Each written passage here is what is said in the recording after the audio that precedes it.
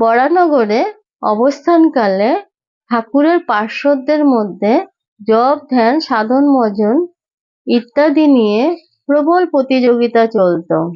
একদিন শরৎ মহারাজ অর্থাৎ স্বামী শারদানন্দ মিথ্যে অভিমান করে বলছেন, দেখেছ হে, লাটু শালা সবচেয়ে উঁচিয়ে যাচ্ছে আর আমরা সকলে পিছিয়ে পড়ে রইলুম। সারা রাত্রিটা লাটু জপ করে কাটায় আর আমরা কিনা ঘুমিয়ে কাটাই। লাটু শালা কিনা আমাদের ফাঁকি দেয়। সামনে যে ব্যক্তি উপস্থিত ছিলেন তিনি জিজ্ঞাসা করলেন, কিরকম করে ফাঁকি দেয়?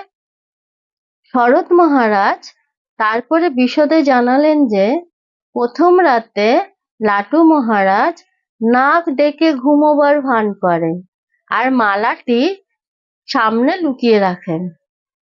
যেই তিনি দেখেন সকলে ঘুমিয়ে পড়েছে তখনই উঠে লাটু মহারাজ জপ শুরু করেন। শরৎ মহারাজ একদিন খুটখাট আওয়াজ শুনে মনে করলেন হয়তো ইঁদুর এসেছে, তাই জন্য তিনি ইঁদুরটাকে তাড়াবার জন্য যেই আওয়াজ করলেন অমনি লাটু মহারাজ মালা ঘোরানো বন্ধ করে দিয়ে চুপচাপ শুয়ে পড়লেন। আবার যখন দেখলেন সবাই শুয়ে পড়েছে অর্থাৎ সবাই ঘুমিয়ে পড়েছে তখন আবার উঠে তিনি জপ শুরু করলেন। এরকম 2-3 দিন হবার পরে শরৎ মহারাজের মনে সন্দেহ হলো। তিনি ভাবলেন যে এই নিশ্চয়ই লাটু মহারাজের কাজ, ও বেটা নিশ্চয়ই রাত্রিবেলা উঠে জপ করে। লাটু মহারাজকে হাতে নাতে ধরার জন্য শরৎ মহারাজ একদিন প্রথম রাত্রে ঘুমের ভান করে শুয়ে রইলেন। তিনি দেখলেন রাত একটু যখন গভীর হলো, সকলেই যখন ঘুমিয়ে পড়েছে, তখন লাটু মহারাজ উঠে বসে জপের মালাটি নিয়ে জপ শুরু করে দিয়েছেন। শরৎ মহারাজ লাটু মহারাজকে হাতে নাতে ধরে বললেন, তবে রে শালা, আমরা সবাই ঘুমিয়ে কাটাবো আর তুমি কিনা সারা রাত জপ করে মজা মারবে? সেটি হচ্ছে না।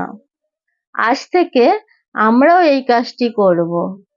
অর্থাৎ কিনা লাটু মহারাজের মতো শরৎ মহারাজ ও অন্যান্য যারা ছিলেন গুরু ভাই, তারা সকলেই সারা রাত জপ করবেন।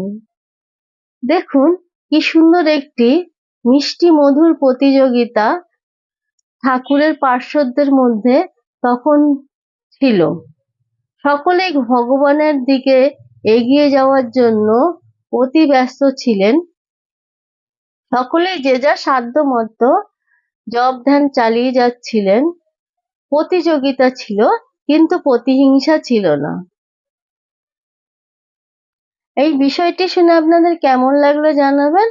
আর আপনারা সকলে খুব খুব খুব ভালো থাকবেন। আজ আসি। ওম শান্তি শান্তি শান্তি। হরি ওম তৎসৎ। শ্রীরামকৃষ্ণার্পণমস্তু।